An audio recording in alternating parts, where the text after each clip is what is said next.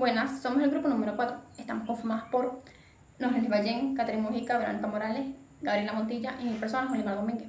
Nos corresponde hablar acerca del proceso de la resolución de problemas. Un problema es conocido como aquella situación o dificultad que puede experimentar una persona en cualquier circunstancia de su vida, con la cual no se encuentra conforme y por ello desea modificarlo. A partir de ese momento se desarrolla a nivel cognitivo un proceso para buscar una solución a dicha situación. Por medio de este se generan nuevas opciones o rutas a seguir que pueden influir y cambiar en esa situación que genera inconformidad. La motivación es fundamental, dado que para que este proceso se desarrolle, una persona debe estar incentivada para buscar una solución al problema que percibe. Buenos días, mi nombre es Norgelis Ballén y les voy a hablar sobre la estructura del problema.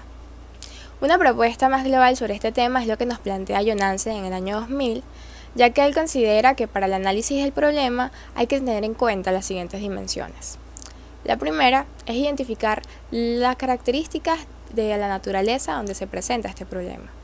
La segunda es identificar las características del contexto en donde se presenta y representa dicho problema.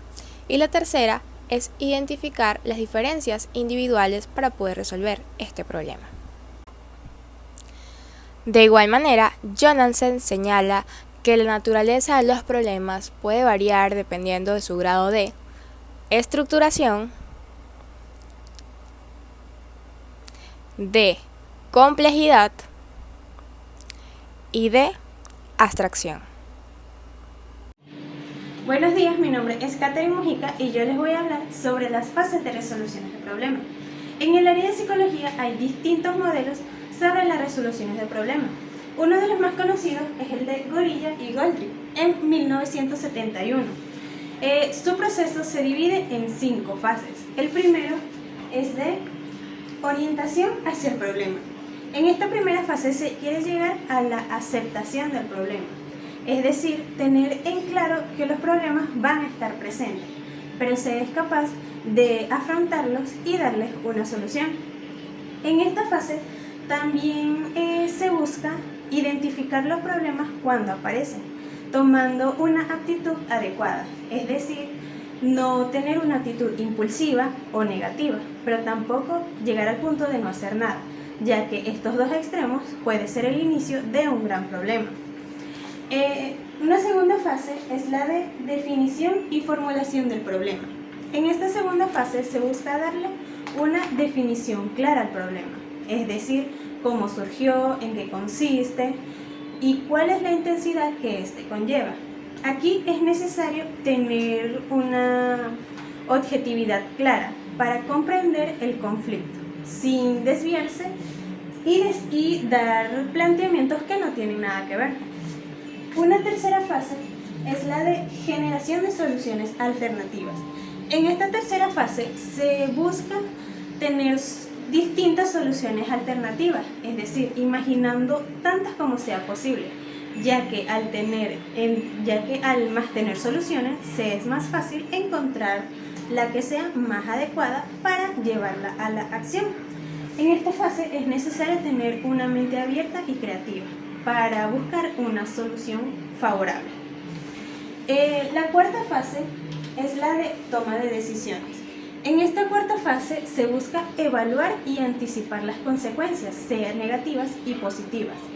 Y también se busca comparar las alternativas, esto es con juicios y razonamientos, para seleccionar la que sea más útil y apta para cuando se vaya a llevar a la acción.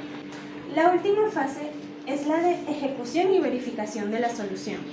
En esta última fase se lleva el resultado de la solución, es decir, se empieza a verificar la efectividad de las alternativas que nos veníamos planteando. Este proceso se puede hacer primero mentalmente para luego tenerlo claro y llevarlo a la acción. Al hablar de los distintos modelos de resoluciones de problemas, en el área de psicología casi siempre van a ser similares, ya que se comienza con la aceptación del problema. Esto es tomando como habíamos dicho anteriormente, tomando una buena actitud, teniendo en claro que los problemas son parte de la vida, pero van a tener una solución. Luego definiendo el problema, es decir, por qué ocurrió, cómo ocurrió, dándole una definición clara. Luego buscando alternativas, buscando soluciones, buscando distintas maneras para poder solucionarlo. Para último, llegar a ejecutar esas soluciones y ponerlas en acción para que el problema tenga una solución eficaz. Gracias. Buenos días, mi nombre es Verónica Morales y yo les voy a hablar sobre lo que fue la teoría del espacio del problema. Primero que todo, para hablar de este tipo de teoría, es importante tomar en cuenta la teoría del procesamiento de información, que esta más que todo se trataba de la interacción que tiene el sujeto con el ambiente de la tarea. Recordemos que al hablar del ambiente de las tareas, estos teóricos hacían énfasis a lo externo del problema. ¿Qué pasaba acá? Entre el sujeto y el ambiente de la tarea se daba ese enfrentamiento en donde el solucionador planteaba lo que era el espacio del problema, que más que todo es esa representación mental de lo que se trataba ese problema. Esta fue propuesta por dos teóricos, que fue Newell y Simon en el año 1972. Ellos la plantearon a través de 3 objetivos y a través de una fórmula. En la fórmula decían que esa representación mental, que era conocida como el espacio del problema, debía estar dividida en 3 estados: estado inicial, estado intermedio y a su vez estado final o meta, por decirlo así. ¿Qué quiere decir estos estados, verdad? Por lo menos cuando siempre en un problema hay un inicio, hay un por qué se dio ese problema, que eso se conoce como el estado inicial. Cuando existe ese inicio siempre va a haber ese desarrollo del problema, que se conoce como el estado intermedio. Y cuando se da esa resolución del problema, vendría siendo ese estado final o meta, que es el objetivo a lo que llevamos, que era la resolución del problema. Entonces, esta fórmula, ellas la basaron a través de sus 3 objetivos que fueron planteados. El primer objetivo fue la transformación. ¿Qué decía la transformación? Ellos hablaban sobre que se debía comparar el estado inicial con el estado final. A su vez, hablaron sobre la reducción, que era más que todo diferenciar cada uno de esos estados que se estaban planteando. O sea, el estado final, estado intermedio y estado inicial, por decirlo así. Son 3 estados, ¿verdad? A su vez, también hablaban sobre el tercer objetivo, que era la aplicación, que era cómo el ser humano debía actuar para producir nuevos estados del problema, ¿ok? Entonces, a través de esto, ¿verdad? A través de esta teoría, se dice que fue muy relevante, ya que ayudó mucho a lo que era la psicología cognitiva. Ustedes dirán, ¿pero qué tiene que ver la psicología cognitiva con esto? Porque ellos decían que en el momento de que se daba el espacio del problema como tal, o sea, en el momento que existía un problema, llegaba que en el momento el individuo debía trabajar con esos pensamientos, que son aquellos llamados como procesos mentales. Entonces, en ese momento, uno trabaja con ese pensamiento, con esas ideas, ¿verdad? De manera para buscar una solución.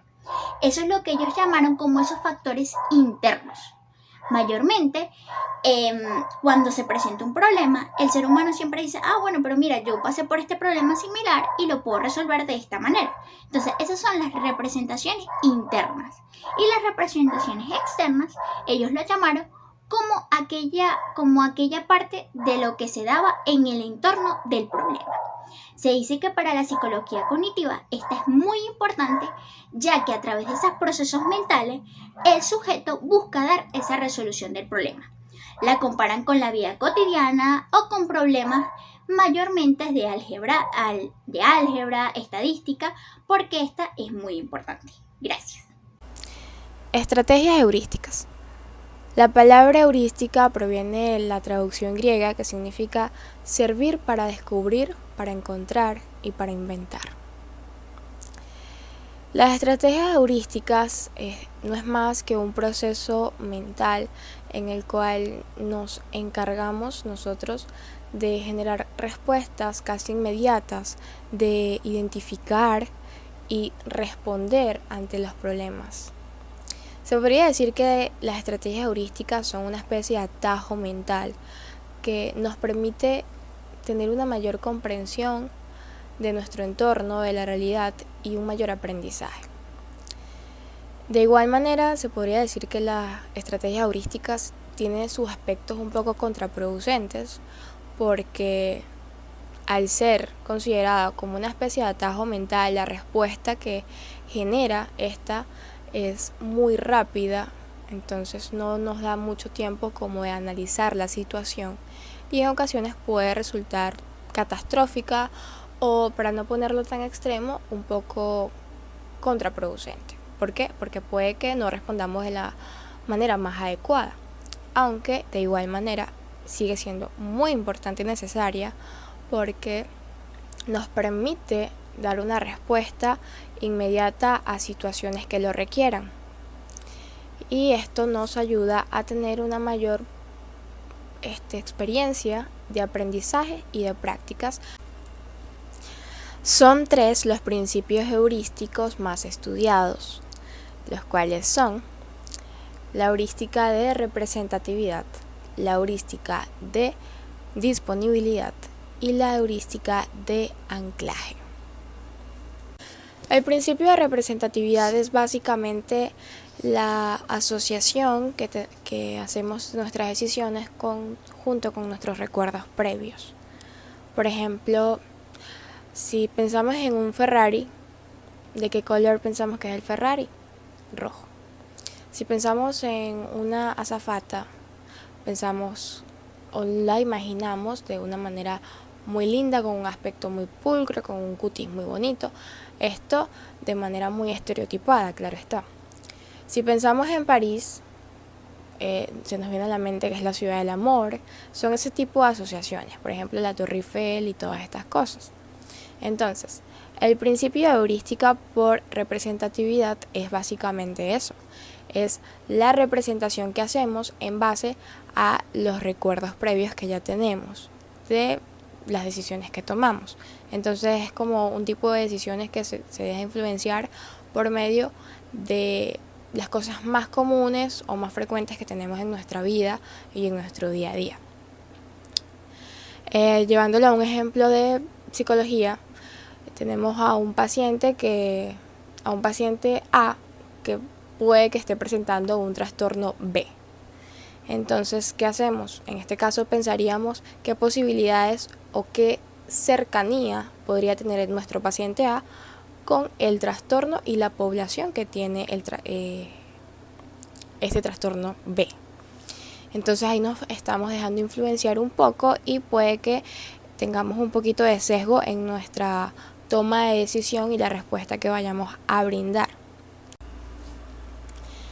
En cuanto al principio de disponibilidad, es muy común que los seres humanos veamos a cierto tipo de sucesos o eventos de una manera más probable o más frecuente que otras.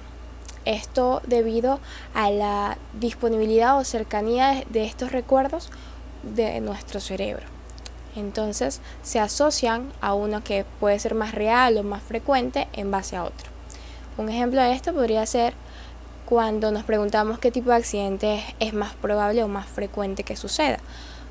Un ataque de tiburón o que alguien muera por que le caiga un pedazo de avión del cielo. Vamos a pensar que es más probable un ataque de tiburón, ¿verdad? ¿Por qué? ¿Por qué pensamos de esta manera?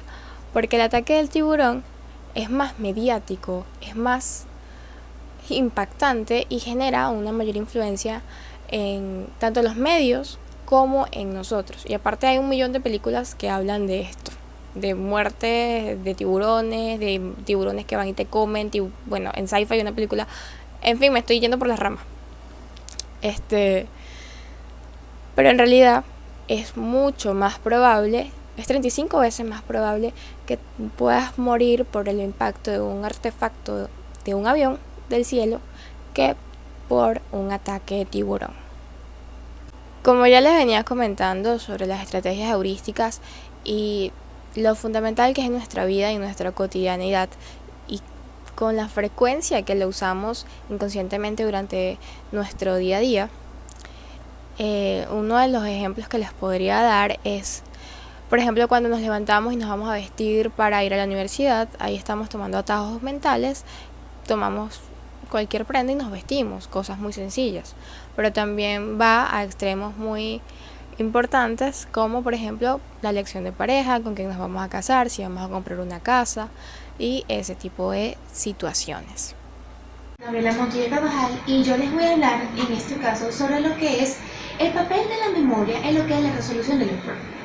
La memoria de trabajo se puede definir como aquel conjunto de procesos que nos permite lo que es almacenar y manipular la información temporal sobre lo que son las tareas cognitivas complejas, como lo es el razonamiento, las habilidades matemáticas, la lectura, entre otros. Ahora bien, tenemos lo que es la definición según los autores Babel y Hicks sobre lo que es la memoria operativa. Estos nos dicen que la memoria operativa está compuesta por una serie de sistemas, los cuales son el primero, que es el sistema ejecutivo central; el segundo sistema es el bucle fonológico; el tercer sistema es la agenda visoespacial; y el último sistema es el bucle episódico. Proseguimos con lo que es las características de la memoria operativa, que son en este caso 3. Su capacidad es limitada, es activa. ¿Qué queremos decir con que es activa? Pues que no solamente se encarga de almacenar la información, sino de manipularla y transformarla. Y por último, es que el contenido o la información que ésta tiene generalmente se va a estar actualizando de forma permanente. Ahora bien, tenemos lo que es que asimismo esta hace referencia al uso de mecanismos de almacenamiento temporal en la ejecución de tareas complejas. Como un ejemplo, realizar un texto. En nuestro día a día ponemos en marcha la memoria operativa en muchas ocasiones para la realización de tareas y para la resolución de problemas, que es el tema que hoy estamos abordando. Como bien sabemos, es un proceso cognitivo, afectivo y conductual, mediante el cual una persona intenta identificar o descubrir una solución o respuesta de afrontamiento eficaz para un problema en particular. Un ejemplo de esto es cuando hacemos cálculos en la tienda para saber si tenemos el dinero suficiente para realizar nuestra compra. Un segundo ejemplo podría ser cuando comprendemos el texto que estamos intentando realizar, para luego o para finalizar hacer un esquema sobre lo que nosotros hemos entendido. En definitiva, la memoria de trabajo es un sistema complejo que participa, potencia y además permite que otro tipo de procesos puedan ser ejecutados de una forma correcta, gracias a la parte de lo que es la resolución de problemas. Ahora bien, proseguimos con el papel de lo que son las funciones ejecutivas en lo que es la resolución de problemas. Como bien sabemos, las funciones ejecutivas es un grupo de habilidades que abarca lo que es la memoria funcional, el pensamiento flexible y el autocontrol. Y cada una de estas habilidades son las que nosotros los individuos ponemos en práctica día a día. ¿Para qué? Para así aprender a trabajar y a poder solucionar nuestros problemas diarios. También tenemos que las alteraciones de las funciones ejecutivas generalmente se suelen dar a daños en un daño cerebral adquirido. ¿Qué nos dice con un daño cerebral adquirido? Las personas con DCA presentan dos tipos de dificultades, directas o indirectas. ¿Qué queremos decir con las directas? Que tienen lesiones en la corteza frontal, e indirectas que presentan lesiones en zonas que se encuentran vinculadas o conectadas en gran nivel a lo que son los lóbulos frontales, y que a raíz de estas lesiones en este lóbulo nos causan dificultad a la hora de de la toma de decisiones, la planificación y la resolución de problemas. Proseguimos con lo que es la rehabilitación de las funciones ejecutivas en la resolución de problemas. Diversos estudios nos dicen que se han centrado en una serie de pasos para rehabilitar lo que son las funciones ejecutivas. Entre estas encontramos lo que es la identificación del problema. Seguido de la identificación del problema encontramos la planificación y organización de recursos y pasos a seguir. Y por último encontramos lo que es la ejecución. Dentro de los principales tests que existen para medir este tipo de procesos se encuentra el test de matrices progresivas de Raven. Este test se fundamenta en la teoría acerca del factor G de la inteligencia, dado que permite medir el razonamiento analógico, la permutación, las alteraciones en el modelo y otras relaciones de lógica. Este test se puede aplicar de forma individual o grupal, no posee un límite de tiempo establecido, pero una persona puede demorar entre 45 minutos y 1 hora para resolver esta prueba. El examinador debe proporcionarle a los sujetos una hoja de resultados en la cual deben llenar la información personal que éste le solicite. Para ello sí existe un tiempo límite. Cuando se completa esta fase, el examinador debe entregar el folleto con la información que contiene el test que se debe resolver. En este folleto no se debe hacer marca alguna, dado que las respuestas deben ir en la hoja de respuesta. Este test mide las funciones psicológicas que intervienen en el proceso de solución de problemas, dado que utiliza 60 matrices o dibujos a los cuales les falta a cada uno una parte.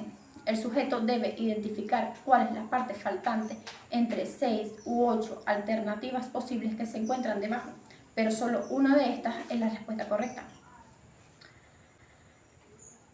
Estas matrices se encuentran distribuidas y agrupadas por medio de 5 series, las series A, B, C, D y E. Cada una cuenta con 12 ítems. Pero para resolverlo, el sujeto debe mantener la secuencia de estas series, dado que a medida que avanza, va aumentando el nivel de complejidad de cada una de ellas. El inventario de la personalidad, o 16PF, fue una prueba que desarrollaron y posteriormente modificaron para evaluar la personalidad mediante 16 factores básicos. Dentro de estos se encuentra la medición de la capacidad de resolver problemas que posee un individuo, así como la imaginación, siendo esta última importante para que éste logre resolver cualquier problema que perciba.